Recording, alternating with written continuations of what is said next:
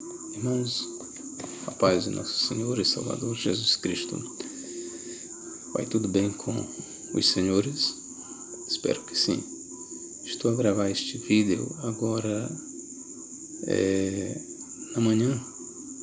São quase que 1h da manhã, ou talvez isso mesmo, na madrugada do dia 27. Do dia 27. E nesta oportunidade nós vamos trazer um assunto que ele é um ponto ou um campo de batalha entre católicos e protestantes. E eu gostaria de ter toda a sua atenção. Não vai ser um vídeo longo, ok? Já te adianto logo. Mas vai ser um vídeo bem reflexivo. Então eu gostaria de ter toda a sua atenção. Se você ainda não é inscrito, faça a sua inscrição no meu canal e divulgue o meu trabalho. E participe comentando, ok? O tema é o seguinte: a palavra gerou a igreja ou a igreja gerou a palavra? E por palavra aqui entendamos a palavra de Deus, a Bíblia Sagrada, ou Bíblia. Então a minha pergunta é: a Bíblia gerou a igreja ou a igreja gerou a Bíblia? Os protestantes, e por protestantes entenda evangélicos, todo o segmento cristão que não é do catolicismo. Então os protestantes, eles dizem que foi a palavra que gerou a igreja. Já os católicos apostólicos romanos dizem que foi a igreja que deu ao mundo a Bíblia, que gerou a Bíblia Sagrada. E então sobre este tema nós vamos discorrer um pouco. Não vamos usar muitos versículos, não porque não haja muitos versículos. Na verdade, é tão rica a referência de versículos que nós poderíamos usar, não sem exagero, 50% do que está escrito na Bíblia Sagrada para falarmos sobre o assunto. Ok? Mas não vamos fazer isso. Eu quero analisar com vocês aqui uma passagem ou duas, por enquanto. Isaías 59, 21. Olha o que Isaías diz: quanto a mim, esta é a minha aliança com eles, diz o Senhor. O meu espírito que está sobre ti e as minhas palavras que pus na tua boca não se desviarão da tua boca, nem da boca da tua descendência, nem da boca da descendência da tua descendência, diz o Senhor, desde agora e para todo o sempre. Bom, a partir desta passagem, ela é obviamente conhecida de católicos e de protestantes. E vamos começar analisando esta palavra. Segundo o que nós lemos aqui, o que é verdade? É que a igreja gerou a Bíblia Sagrada ou a Bíblia Sagrada gerou a igreja? Prestai bem atenção, irmãos. Eu não estou aqui de início separando judaísmo de cristianismo, porque eu quero logo lhes adiantar que este termo igreja, no grego eklesia, ele já é usado no Antigo Testamento. Quem conhece a Septuaginta sabe que nos Salmos, principalmente, se encontra o termo eklesia, igreja. O que significa igreja? Reunião de pessoas, ajuntamento, aglomeração.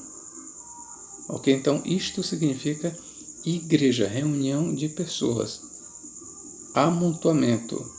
Ok?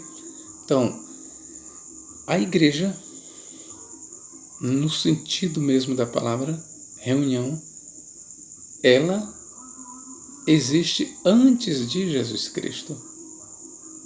E diga-se de passagem, se vocês vão me entender, e espero, que Jesus Cristo, ele é um filho da igreja.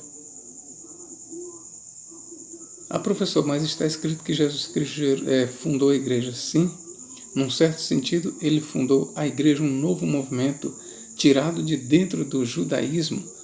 Mas, repito, eu não vou me aprofundar neste termo aqui, ou neste assunto, mas eu quero lhes dizer só uma coisa, que a igreja, quando eu estou falando de igreja aqui, entenda, igreja, reunião de pessoas salvas, santos, e isso é uma realidade não só a partir de Jesus Cristo, mas mesmo nas páginas do Antigo Testamento.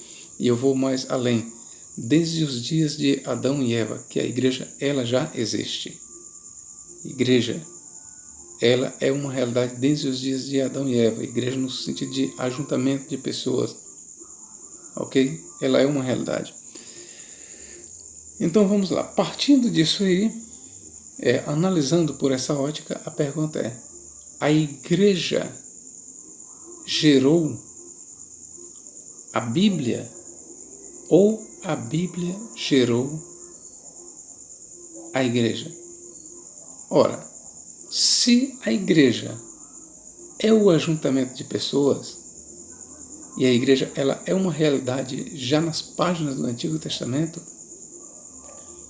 e por que eu sei? Porque o termo igreja, que nas nossas Bíblias portuguesas, diga-se de passagem, o termo igreja não aparece nas páginas do Antigo Testamento. Professor, mas como o senhor sabe, como eu já falei agora há pouco, o termo igreja vem do grego eklesia, e eu estou me reportando aqui à Bíblia grega do Antigo Testamento. Então este termo eklesia, igreja, já consta nas páginas do Antigo Testamento. E repito, o vocábulo igreja não aparece mais. O vocábulo congregação, ajuntamento, ele é rico nas páginas do Antigo Testamento. Então saiba que muitas dessas expressões, congregação, ajuntamento, reunião, nas páginas do Antigo Testamento, principalmente no livro dos Salmos, o termo grego ali é eklesia, que no Novo Testamento é traduzido por igreja. Daí se diz que a igreja ela já é uma realidade nas páginas do Antigo Testamento. E todos os estudiosos da Bíblia, todos aqueles que estudam sem preconceito, sem as amarras denominacionais, sabem e concordam com o que eu estou dizendo, que a igreja ela é uma realidade desde as páginas do Antigo Testamento. Então vamos lá. Captando a minha mensagem, o meu pensamento, agora eu lhe faço uma pergunta, querido. Quem gerou quem? A igreja gerou a Bíblia, a palavra de Deus, e por palavra de Deus aqui, veja que eu ainda estou relacionando palavra de Deus com a Bíblia, ok? Com a Bíblia. Então, a igreja gerou a Bíblia, a palavra de Deus, ou a palavra de Deus, a Bíblia, gerou a igreja? Ora, de acordo com a ótica que eu estou vendo e que eu estou levando vocês a verem, é óbvio que a igreja gerou a Bíblia Sagrada. E isto é muito simples. Vamos aqui ler mais uma vez o que diz Isaías. Quanto a mim, esta é a minha aliança com eles, diz o Senhor, o meu Espírito que está sobre ti, e as minhas palavras, olha, as minhas palavras de quem? De Deus, que pus na tua boca, Isaías, não se desviarão da tua boca, nem da boca da tua descendência, nem da boca da descendência da tua descendência, diz o Senhor, desde agora e para todo sempre. Então vamos analisar aqui. Quem foi que veio primeiro aqui? Foi as palavras de Deus ou foi o profeta Isaías? Você aqui vai com certeza concordar comigo. Foi as palavras de Deus. Isaías, ele fazia ou não fazia parte da congregação do Antigo Testamento, da igreja do Antigo Testamento, do Antigo Pacto? Fazia. Ele era membro da igreja do Velho Pacto, da igreja antes de Cristo. Isaías, ele fazia parte da verdadeira igreja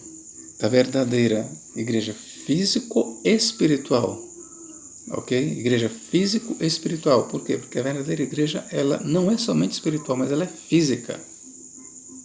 Eu aproveito aqui para dizer que aqueles que dizem, não, a verdadeira igreja é espiritual. Não. A verdadeira igreja, ela é físico-espiritual, ela é física e espiritual.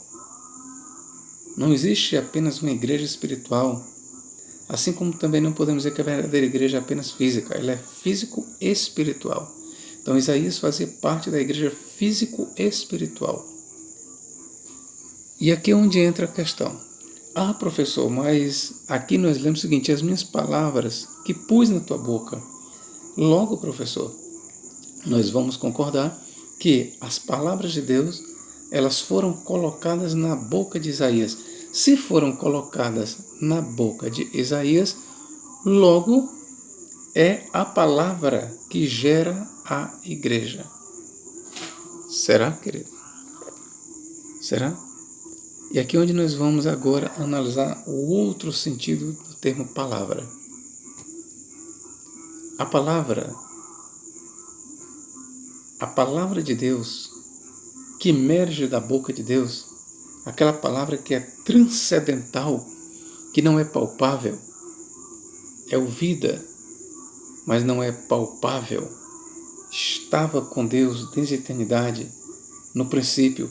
E veja que isso aqui eu estou falando para quem crê na Bíblia Sagrada. Eu não estou aqui falando para ateus. Eu não tenho nenhum compromisso com o ateísmo. Eu estou falando aqui para quem crê na palavra de Deus, ok? Então, a palavra de Deus, como verbo que sai da boca de Deus, e eu aqui não estou também me referindo a Jesus Cristo, que é a palavra de Deus, estou me referindo aos oráculos, às instruções, aos verbos, ou no singular o verbo, a palavra de Deus, que sai da boca de Deus. Esta palavra, queridos, ela é anterior não somente à igreja, mas ao mundo. Eu quero ler aqui para você no livro de Baruque. Ele é um livro que consta apenas na Bíblia Católica. E aqui eu quero logo dizer o seguinte, professor, mas esse livro não vale. Para você não vale, ok? Mas para quem ama o estudo da Bíblia Sagrada sem preconceito, meu irmão, vale. Para a Igreja Católica, vale. Para todos aqueles, ainda que sejam da linha protestantes, e talvez sejam poucos, mas vale. Ok? Eu, além de ser um teólogo, eu sou um historiador. Okay? Então eu tenho que ser fiel nas minhas buscas. Vamos lá. O Apocalipse de Baruque, capítulo 3, versículos 36, eu vou ler aqui. Diz o seguinte, ó. É Ele o nosso Deus, e nenhum outro se encontrará ao lado dele. Que nós temos o que? O princípio do monoteísmo. Escavou todo o caminho do conhecimento, em outras traduções, da sabedoria.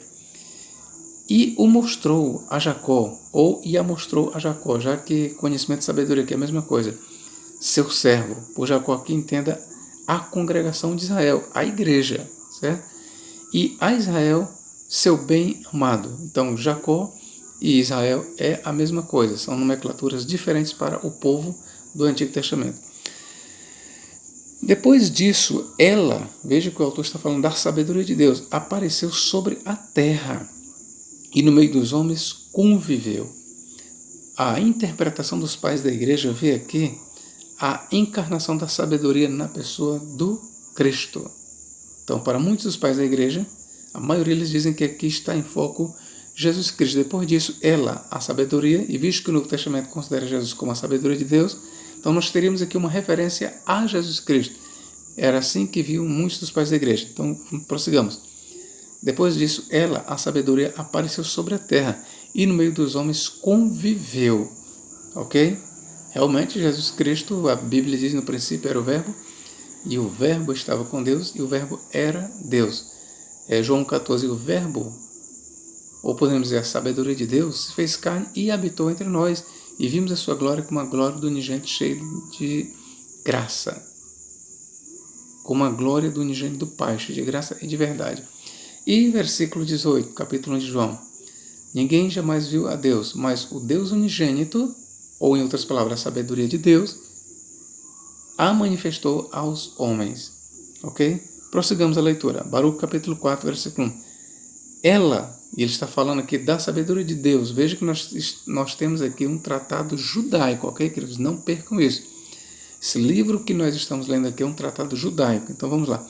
Ela, a sabedoria de Deus, é o livro dos preceitos de Deus. A lei, que no hebraico é Torá e no grego nomos, que subsiste para sempre. Todos os que a ela, a sabedoria, e que aqui o autor relacionou ou identificou a sabedoria com a palavra escrita, com a Torá, que foi dada à congregação de Jacó, à igreja do Antigo Testamento, e quem deu? Moshe. Então o autor ele está aqui identificando a palavra eterna, a palavra que subsistia com Deus, a palavra que emana lá desde os céus, desde a eternidade. O autor aqui, Baruque, ele agora passa a dizer que esta palavra que estava com Deus, palavra esta imanente, que não era palpável. O autor aqui está dizendo que esta palavra, os oráculos, eles se manifestaram. Esta palavra, esta sabedoria, ela se manifestou. O que é que ele diz? Depois disso, ela apareceu sobre a terra e no meio dos homens conviveu. Aí prossigamos a leitura. Ela é, ou seja, a sabedoria, ela é o livro dos preceitos de Deus. Então veja que esta sabedoria agora ela passa a ser física. Ela é o livro dos preceitos de Deus. A lei que subsiste para sempre. Todos os que a ela se agarram destinam-se à vida, e os que a abandonarem perecerão. Volta-te, Jacó, para recebê-la. Caminha para o esplendor, ao encontro de sua luz. Ok, queridos? Então, veja, venha. Eu vou continuar aqui. Não ceda a outrem a tua glória, nem a um povo estrangeiro os teus privilégios. Felizes somos nós, Israel. Veja que a palavra que está sendo dirigida para a nação de Israel. Pois aquilo que agrada a Deus, a nós foi revelado. Então, conforme o pensamento do autor, e este autor aqui era um judeu, Baruque, ok, conforme o pensamento de Baruque, a Torá que foi escrita por Moisés, a lei que Moisés escreveu e entregou à nação de Israel, aquela lei, os mandamentos, os preceitos, na verdade, a Torá, ela é celestial. Ela emana lá desde as alturas. Ela estava com Deus. Então, queridos, esta é a interpretação verdadeira que está na mente de Baruque. Para ele, a sabedoria que apareceu sobre a terra e no meio dos homens conviveu, ele está se referindo aqui ao livro da aliança de Yahvé. Ele está se referindo à Torá do Antigo Testamento. Então aqui eu passo a considerar com vocês a palavra sobre dois viés. A palavra não física, a palavra não escrita, a Bíblia não escrita, a Bíblia apenas que subsiste na mente de Deus.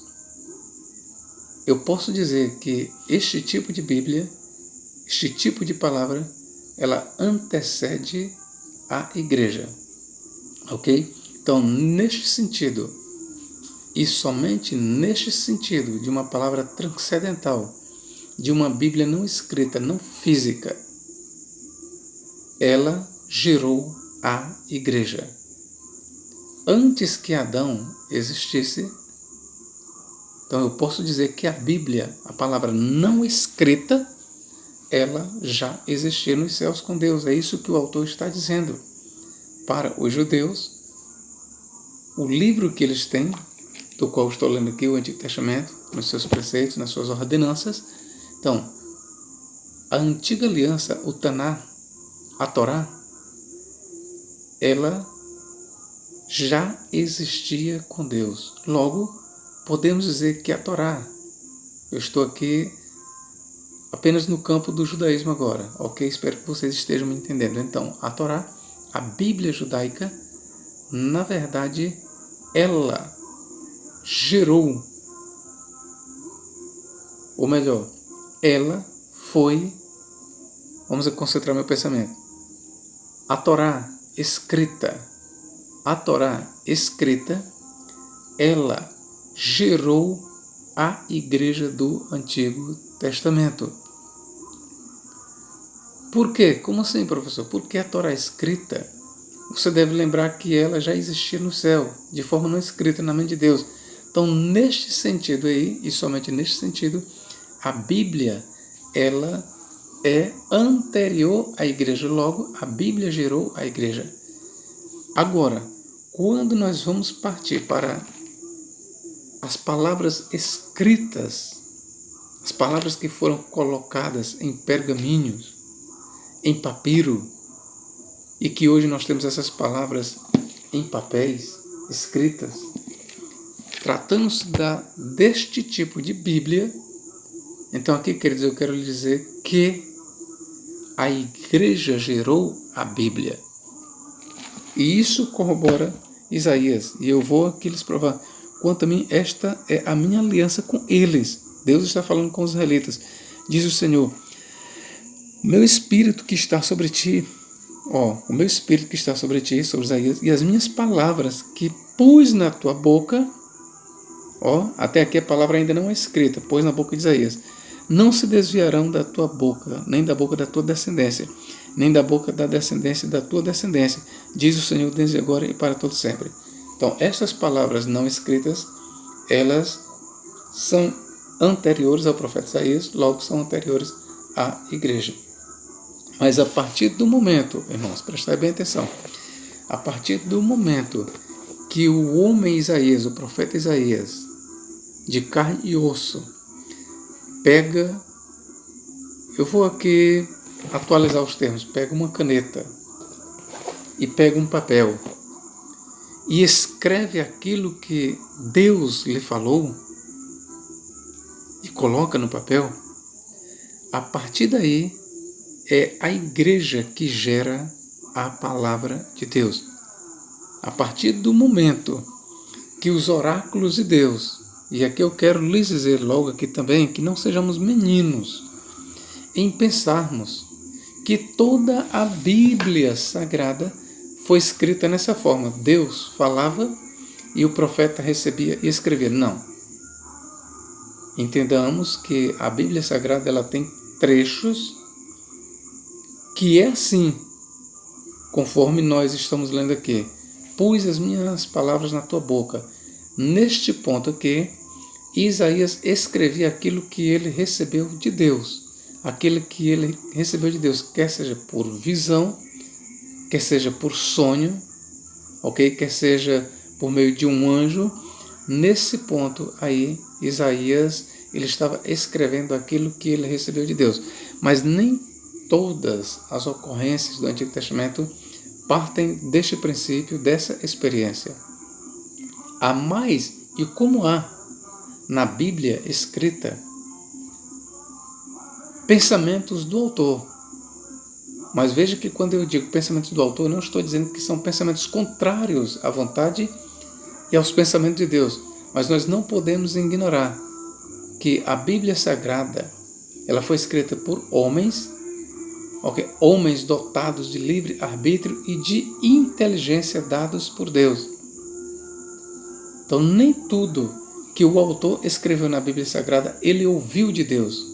Aliás, digo a vocês que quando nós vamos pegar a porcentagem, levando em conta toda a Bíblia Sagrada, apenas 1% ou 2%, ouçam bem, apenas 2%, eu vou botar aqui 10% da Bíblia Sagrada que o autor escreveu, ele recebeu ordens de Deus, escreve isso, escreve aquilo, conforme nós lemos, por exemplo, no relato de Moisés diz que recebeu de Deus instruções, mas o restante, os autores, eles dependeram de outros livros, Por exemplo, o livro de Gênesis, ele foi escrito, não vou dizer todo o livro de Gênesis, mas uma boa parte do livro de Gênesis foi escrito em cima de livros mais antigos, queridos? Foi escrito a partir de livros de obras que já existiam antes do livro de Gênesis. E assim aconteceu com outros livros. Por exemplo, o livro de Isaías, no capítulo 4, se não me falha aqui a memória, diz capítulo 4 ou capítulo... Eu vou ler bem aqui para os senhores. O que Isaías diz? No capítulo 4 de Isaías, quando você pode ler o capítulo 4 de Isaías, a visão que Isaías tem do mundo do Senhor nos últimos dias, esta mesma visão você encontra um paralelo muito próximo, verbalmente próximo mesmo, quase que igual no livro de Oséias. No livro de Oséias você vai encontrar esta mesma palavra do profeta Isaías falando isso aqui. O que ele diz? Naquele dia, para não errar, meu Deus, para não errar. Palavra é isso aqui, capítulo 2 de Isaías. Palavra que viu Isaías, filho de Amós, a respeito de Judá e de Jerusalém. E acontecerá nos últimos dias que se firmará no monte da casa do Senhor, no cume dos montes, e se elevará por cima dos outeiros, e concorrerão a ele todas as nações. E aí você segue a leitura. Bom, este mesmo trecho que nós temos aí em Isaías, você vê em Miqueias capítulo 3. Capítulo 3. Existe um paralelo muito próximo entre o que nós lemos aqui em Isaías e Miqueias no capítulo 3. Então você vê que houve uma dependência literária por parte de um ou por parte de outro. Então nem tudo que se encontra escrito na palavra de Deus vem do céu. Nem tudo. Ok, queridos? Eu estou dando essa explicação aqui. Então, mas voltando aqui ao nosso ponto. A igreja gerou a Bíblia ou a Bíblia gerou a igreja? Então, dependendo do ângulo que você vê, eu quero lhe dizer o seguinte, mas tratando-se da Bíblia que nós temos escrita aqui, eu digo sem medo de errar. A Bíblia que temos escrita aqui, quer seja o Antigo, quer seja o Novo Testamento, ela foi, veja bem, ela foi a geradora. Ou melhor, essa Bíblia ela foi gerada pela igreja. Foi a igreja quem gerou a Bíblia Sagrada. Nós temos aqui no Antigo Testamento 39 livros. Ora, por que 39 livros? Será que não foram escritos outros livros do Antigo Testamento? Foram escritos. Basta você ler a Septuaginta que você vai ver que o Antigo Testamento da Septuaginta existe muitos mais livros. Ora, na Bíblia Católica, perceba, na Bíblia Católica que nós temos, 39 com 7 dá 46. Então, na Bíblia Católica, nós temos no Antigo Testamento 46 livros. Ok? E você pega mais ou menos mais 7 livros e joga em cima, dá quantos? 46, não é isso? Com 6 dá 52, com mais uns 53. Então, 53 livros nós vamos encontrar na Bíblia dos gregos, na Septuaginta. Onde é que eu quero chegar? Professor, onde é que você quer chegar? O que eu quero chegar para você é que na tua Bíblia protestante só tem 39 livros. Mas você sabe por que só tem 39 livros? Porque os protestantes, os reformadores, eles resolveram seguir o cano restrito do judaísmo.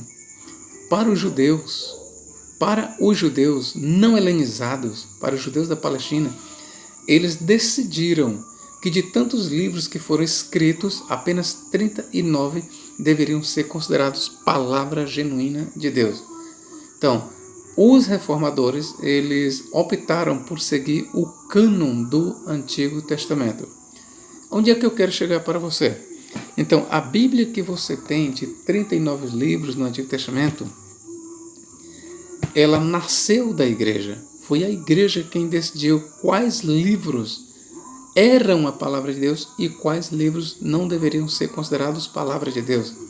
Então, veja que, neste sentido, a igreja gerou a Bíblia Sagrada. E isto é um princípio válido, tanto para o Antigo como para o Novo Testamento. Eu aqui dei um exemplo do que aconteceu no Antigo Testamento, mas esse princípio da seleção de livros, qual livro é a palavra de Deus? Qual livro não é a palavra de Deus? Qual livro deve entrar no cano? Qual livro deve sair do cano? Isso foi a igreja quem decidiu. E isso foi a igreja quem decidiu. A igreja. Logo, a Bíblia é gerada da igreja. É a igreja quem gera a Bíblia Sagrada. É a igreja quem decide quais livros formarão a Bíblia e quais livros não formarão. Qualquer um historiador, qualquer um estudante sincero vai ver que o que eu estou dizendo é a verdade. Ok, querido? Então, tratando-se de Bíblia escrita, como eu falei, Isaías pegou, e aqui eu dei um exemplo isolado de Isaías, né, que aquela porção que ele estava falando, que eram as palavras de Deus, ele escreveu a partir daquele momento que ele escreve, ele estava gerando a Bíblia Sagrada. Então, Isaías, tomemos a parte por todo. Isaías, ele era um representante da igreja do Velho Testamento. Então, Isaías, como igreja, como parte da igreja, ele gerou a Bíblia Sagrada.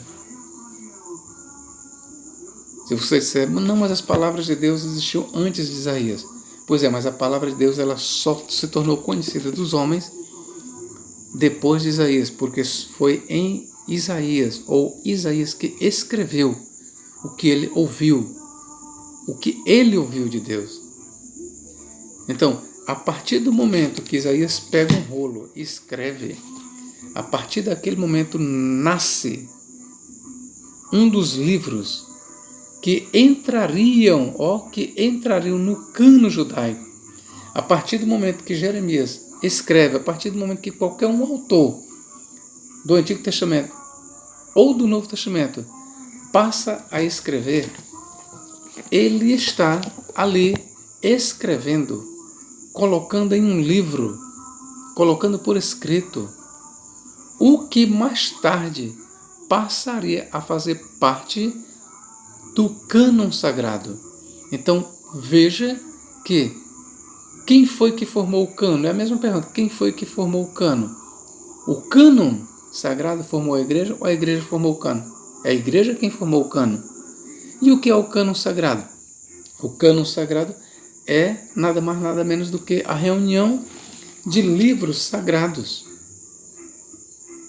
O cânon da igreja, ou cânon, foi estabelecido pela igreja para decidir quais livros são sagrados e quais livros são profanos.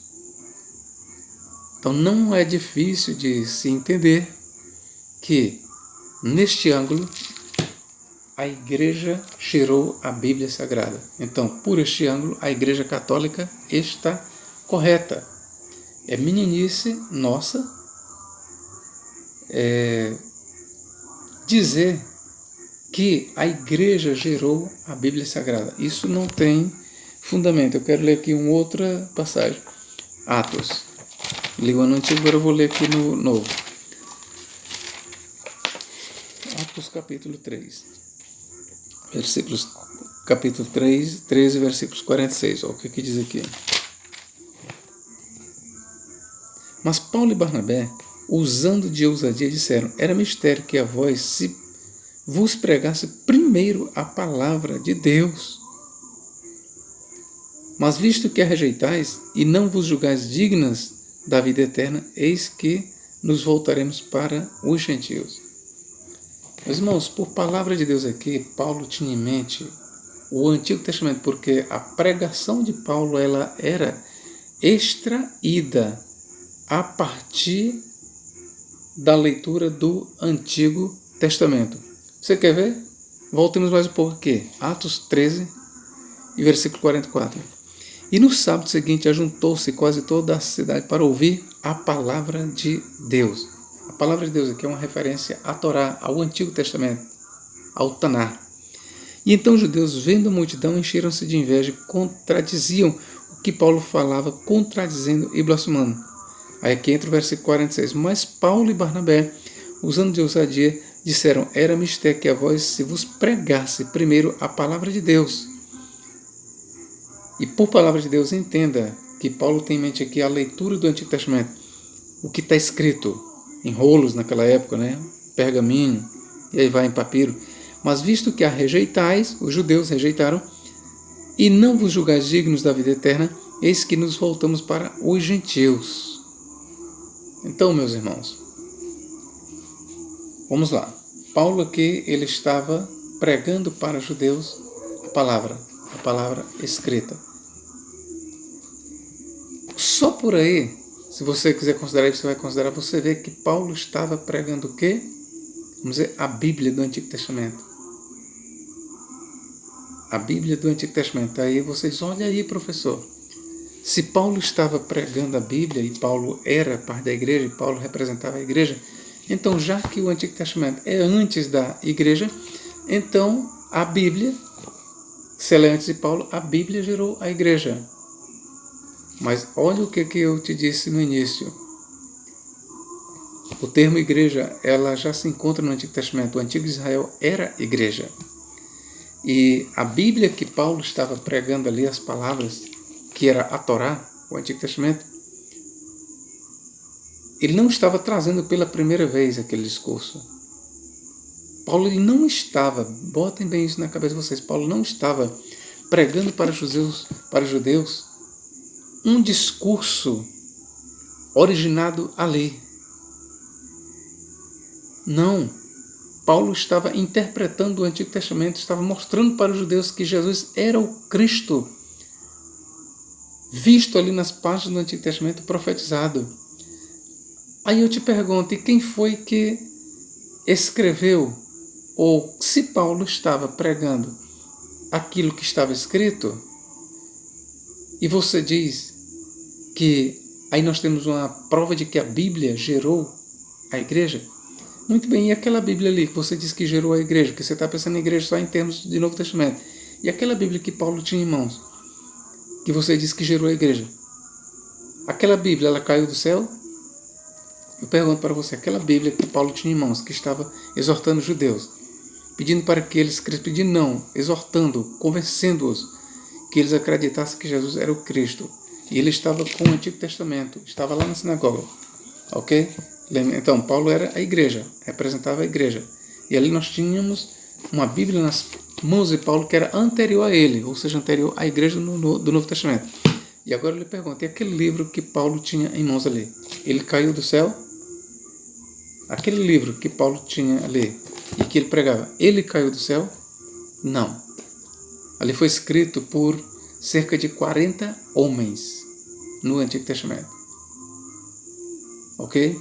Eu vou te citar aqui os livros: Gênesis, Êxodo, Levítico, Número, Deuteronômio, Josué, Juízes, Ruth, 1 Samuel, 2 Samuel, 1 Crônicas, 2 Crônicas, 1 Reis, 2 Reis, tá certo? Esdras, Neemias, aí nós temos Ruth. Eu aqui saio um pouco da ordem, mas estou tentando citar todos, ok?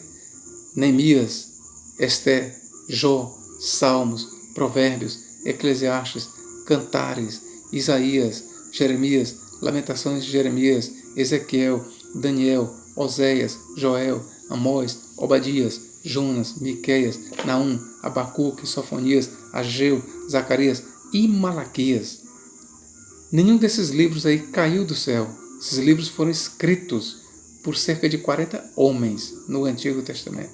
Escrito. Então veja que esses homens que escreveram a Bíblia, eles formavam a igreja.